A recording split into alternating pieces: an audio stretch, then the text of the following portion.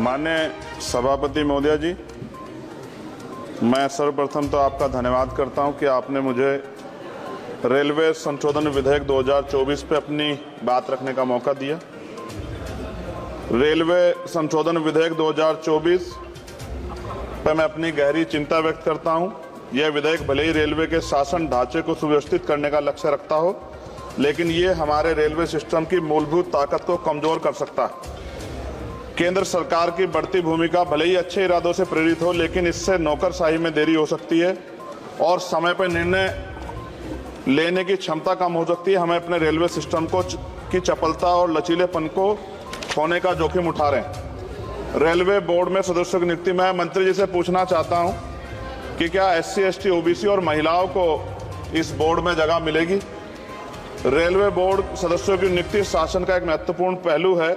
यह आवश्यक है कि नियुक्तियां योग्यता और विशेषज्ञता के आधार पर हो, न कि राजनीतिक विचारधाराओं के आधार पर। इस मोर्चे पर कोई भी समझौता निर्णय लेने की गुणवत्ता और भारतीय रेलवे के समग्र प्रदर्शन में गिरावट का कारण बन सकता है। जनता की जरूरतें सर्वोपरि है, इसलिए हमारे लिए आम आदमी की जरूरतें सर्वोपरि है। रेलवे सुलभ, किफायती और विश्वसनीय होना चाहिए।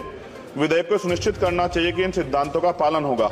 हालांकि विधेयक का उद्देश्य अच्छा हो सकता है, लेकिन इससे संभावित परिणाम दूरगामी है। हमें सावधानीपूर्वक आगे बढ़ना चाहिए और सुनिश्चित करना चाहिए कि सुधार रेलवे के मूल तत्वों को कमजोर ना करें। साथ साथ सभापति महोदया, जिस लोकसभा क्षेत्र से मैं आता हूं, नगीना, वो बहुत पिछड़ा हुआ क्षेत्र है। वहाँ के युवा, किसान, महिलाएं, मजदूर जीवन यापन करने के लिए कठिनाइयों का सामना करना पड़ता है उनको। इसलिए मैं माननीय मंत्री जी से मांग करूंगा कि नजीबाबाद से मुंबई और जम्मू के लिए ट्रेन चलाई जाए। साथ साथ नजीबाबाद स्टेशन गढ़वाल का प्रवेश द्वार है। मैं आपसे आग्रह करूंगा कि वहां जल भराव की समस्या होती है स्टेशन पे, उसकी देखरेख की जाए। बेगमपुरा एक्सप्रेस वाराणसी टू जम्मू तवी का स्टॉपेज वहां हो। दिल्ली जाने के लिए सुबह में कोई ट्रेन नहीं है, मुझे भी आना पड़ता है तो बहुत परेशानी का सामना करना पड़ता है अक्सर, जब मैं कोशिश करता हूं कि सेशन में चला जाऊं, क्योंकि ये रेलवे की सुविधा आपने उपलब्ध कराई है। जलालाबाद क्रॉसिंग पे ओवरब्रिज बनना चाहिए। धामपुर में 2 जगह पे समस्या है सर, कई घंटे खड़ा होना पड़ता है, ओवरब्रिज की आवश्यकता है वहां। नगीना में ओवरब्रिज की जो कोतवाली वाला क्षेत्र है उसमें, सेहोरा में ओवरब्रिज की दिक्कत है, किरतपुर में है। और बैकलॉग सर बहुत इंपॉर्टेंट विषय है। रेलवे का बैकलॉग जल्दी जल्दी भरना चाहिए। जनरल कोच बढ़ाए जाने चाहिए, क्योंकि बहुत बड़ी आबादी रेलवे में सफर करती है। बहुत लोगों की जान दुर्घटना में जा रही है। हमने कई एक्सीडेंट जो है देखे हैं, और एक कर्मचारी की जान गई जिस तरह दब गई, ये भी एक बहुत बड़ी समस्या थी। जनता में गुस्सा पैदा हुआ, इसकी रोकथाम की जाए। गरीब यात्रा करने के लिए जाता है, अंतिम यात्रा ना हो जाए, इस बात का हमें ध्यान रखना पड़ेगा।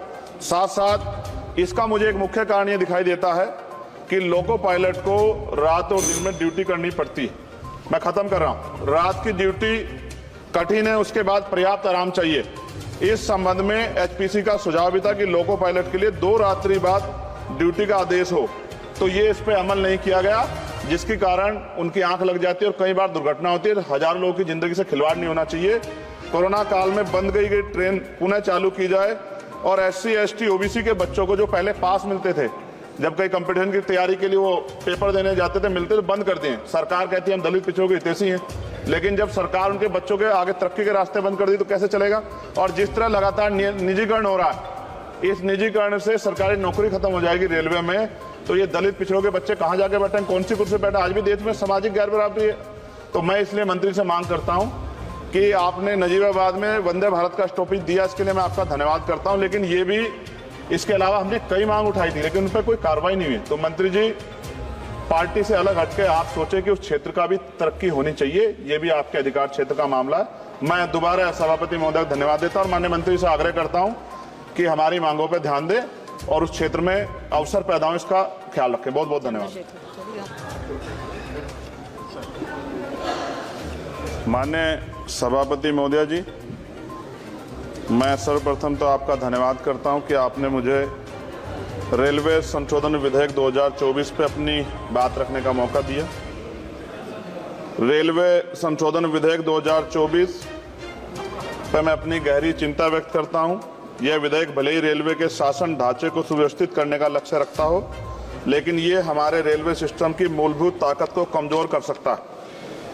केंद्र सरकार की बढ़ती भूमिका भले ही अच्छे इरादों से प्रेरित हो, लेकिन इससे नौकरशाही में देरी हो सकती है और समय पर निर्णय लेने की क्षमता कम हो सकती है। हमें अपने रेलवे सिस्टम की चपलता और लचीलेपन को खोने का जोखिम उठा रहे हैं। रेलवे बोर्ड में सदस्यों की नियुक्ति में मंत्री जी से पूछना चाहता हूं कि क्या SC, ST, OBC और महिलाओं को इस बोर्ड में जगह मिलेगी? रेलवे बोर्ड सदस्यों की नियुक्ति शासन का एक महत्वपूर्ण पहलू है।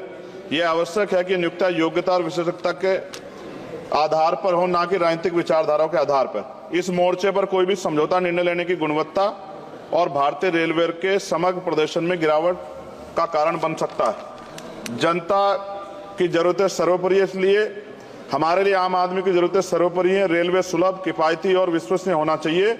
विधेयक को सुनिश्चित करना चाहिए कि इन सिद्धांतों का पालन होगा। हालांकि विधेयक का उद्देश्य अच्छा हो सकता है, लेकिन इससे संभावित परिणाम दूरगामी है। हमें सावधानीपूर्वक आगे बढ़ना चाहिए और सुनिश्चित करना चाहिए कि सुधार रेलवे के मूल तत्वों को कमजोर न करें। साथ साथ सभापति महोदया, जिस लोकसभा क्षेत्र से मैं आता हूं, नगीना, वो बहुत पिछड़ा हुआ क्षेत्र है।